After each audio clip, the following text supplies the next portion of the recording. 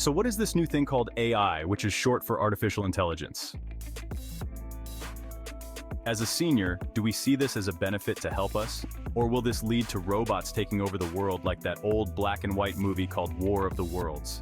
Should you embrace it or be afraid of this technology? Jokingly, should we all lock our doors, cover our windows, and hide under our beds? Or jump on this new technology for what it was invented for? Actually, you probably use it daily and you didn't even know. We're going to break down what AI is, how it's being used today, and what we can expect from it over, at least the short term. With this information, you decide if AI is right for you. As a senior or someone new to this technology, it is a game changer. It truly can make your life easier with minimal investment and time to learn. Now, I have provided timestamps in the notes below so you can jump around and select information you would like to rewatch or even show a friend. Let's begin with what it is. Artificial intelligence is a field of science that enables powerful machines or computers to perform tasks that typically require human intelligence.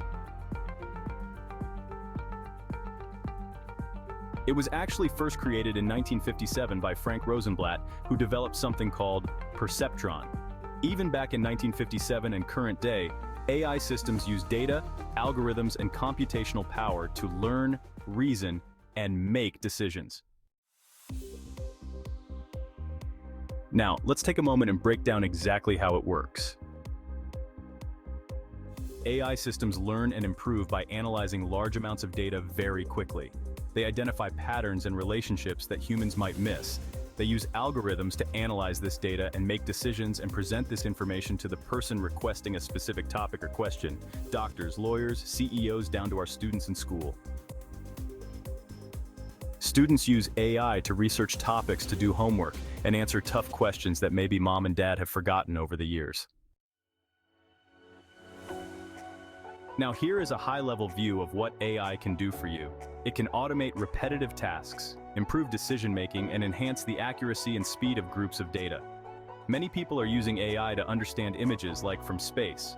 Or maybe a doctor will take an image and research for other examples of an image they are concerned about. It recognizes speech and can help you translate different languages when you go on vacation. How nice is that to have on your cell phone? If you give it specifics about a question like I did to have it come up with a new business plan for my company, it made personalized recommendations of updates and changes to my business model. It took me from narrow thinking of just a two-person company to more mainstream, advanced towards or big business concepts and how to tailor it to my size. So, let's switch to where AI is being used that impacts you and me. Just like Siri on your iPhone, Google Assistant, or Alexa at home, it can understand and respond to voice commands. Siri, Google Assistant, and Alexa are built on, you guessed it, an AI platform, so it's already being used by you daily. And you already know how much we rely on those three daily. Seniors can set up reminders to take medication, you can tell it to call a phone number if you have an emergency, and it connects like a normal phone. I personally had to use this free service when we had a problem at our home with our cell provider. Just like I mentioned earlier, I used it to help me streamline my business, improve efficiency, and gain insights about what people are interested in. I use this data so I can produce videos on topics people are asking for of a Google or other database search engine. Today, artificial intelligence is used in healthcare, finance, transportation, and education. Yes, even in our classrooms in our high schools and colleges. In streaming platforms like Netflix and music services like Spotify, think about how many times it suggested a new movie for you based on what you just watched, or how a new song from the same artist you just listened to. Now, like any research, you have to review your data for inaccurate or misleading information. However, say you wanted to leave your job. AI could write you the perfect professional letter. Maybe you got a promotion. How nice and professional would it be to have a letter from you in appreciation of your new position? Say you are at a loss how to write a resume because it has been a few or maybe way too long ago. With AI, you get the format, design, and helpful suggestions to get that resume polished and ready.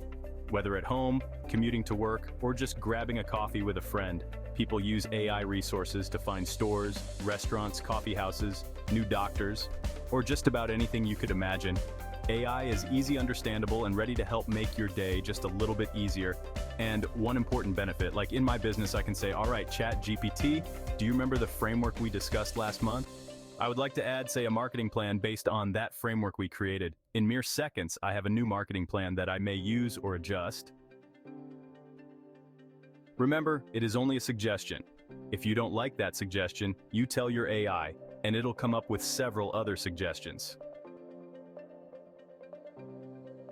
When I use Chat, I simply talk to it like a coworker. In fact, Chat is my coworker. It's kind of like on my payroll because I pay for full access. And here is why. Chat takes the place of a C-level manager, my board of directors. It's an operations manager, sales manager, video production assistant, graphic designer, editor, and so many other positions I couldn't afford to pay for in a two-person business. Now, let us talk about the potential dark side of AI. And just like any new technology, it could be misused. People were afraid of airplanes, televisions, cars, computers, and even electricity years ago. It's natural and smart to be concerned.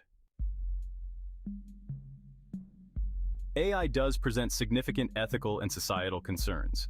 Like any tool, AI can be used for good or harm. Carnegie Mellon University's Block Center for Technology and Society was created to explore how technology can be leveraged for the social good. Nikki Saunders, an AI expert and highly respected public speaker about the pros and cons of AI, runs a YouTube channel and is very vocal about how businesses and people can leverage this new technology. Take a moment and check out her channel in the link provided below in the notes. While you are there, consider subscribing to learn even more in a fun, popping environment. From big businesses to small two-person companies like mine.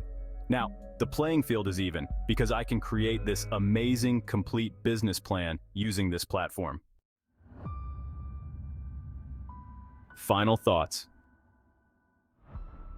Now you have the basics of AI. Is it to be used for good, or is it something governments will use to start wars and disrupt financial markets?